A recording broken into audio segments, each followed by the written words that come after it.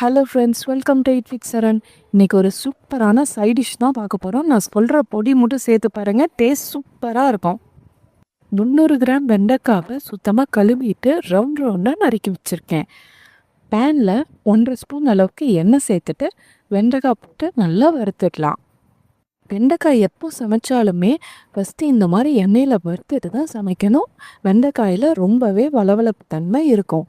இந்த வளவளப்பெல்லாம் போகிறதுக்காக ஒரு 1/4 எலுமிச்சம்பழத்தை பிழிஞ்சு விட்டு ஒரு 2 நிமிஷம் வதக்குனீங்கனாலே போதும், சுத்தமாக வளவளப்பெல்லாம் போயிடும். வெண்டைக்காய் நல்லா வதங்கிடுச்சு, வேறு பிளேட்டுக்கு மாற்றிடலாம். அதே பேனில் 1.5 ஸ்பூன் அளவுக்கு எண்ணெய் சேர்த்துட்டு கடுகு, சீரகம், கடலைப்பருப்பு எல்லாமே நல்லா பொரிஞ்சதும் ஒரு மீடியம் சைஸ் வெங்காயம் நல்லா பொடியாக நறுக்கிட்டு சேர்த்துக்கோங்க. கூடவே ஒரு கொத்து கருவேப்பிலை சேர்த்து வதக்குங்க. ரொம்பவே சிம்பிளான சைடு, சீக்கிரம் பண்ணிடலாம். வெங்காயம் வதங்கினதும் வதக்கி வச்சிருக்க வெண்டைக்காவை சேர்த்து வதக்கிக்கலாம். ஏற்கனவே வதங்கின வெண்டைக்காய் தான், ரொம்ப நேரம் வதக்க தேவையில்லை. ஒரு 5 நிமிஷம் வதங்கினாலே போதும். வெண்டைக்காய் வதங்குறதுக்குள்ளே பொடி அரைச்சிடலாம்.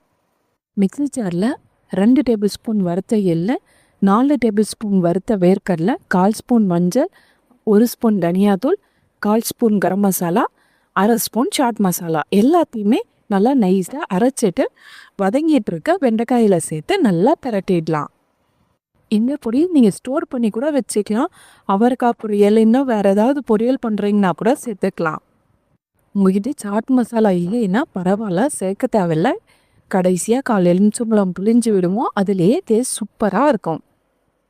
இதில் நான் கொஞ்சம் கூட காரமே சேர்க்கலை. நீங்கள் காரத்துக்காக வரமிளகாத்தூள் சேர்த்துக்கோங்க. நான் இன்னும் இந்த பொரியலில் உப்பு சேர்க்கவே இல்லை. ஒரு 1/2 ஸ்பூன் அளவுக்கு உப்பு சேர்த்து நல்லா பிரட்டிட்டு 1/4 எலுமிச்சம்பழம் மட்டும் புளிஞ்சு விட்டால் போதும். கடைசியாக இறக்க போகிற டைமில் புளிஞ்சு விட்டு நல்லா கலந்துட்டு அவ்வளோதான், இறக்கிடுங்க. சைடிஷாகவும் சாப்பிடலாம். நீங்கள் வெள்ளை சாதத்துக்கு பிசைஞ்சு சாப்பிட்டீங்கனாலும் சூப்பராக இருக்கும். நீங்களும் இந்த ரெசிபியை ட்ரை பண்ணிவிட்டு சொல்லுங்கள். வீடியோ பிடிச்சிருந்தா லைக் பண்ணிவிட்டு ஷேர் பண்ணுங்க, சப்ஸ்கிரைப் பண்ணிவிட்டு பெல் ஐக்கானை ப்ரெஸ் பண்ணிடுங்க.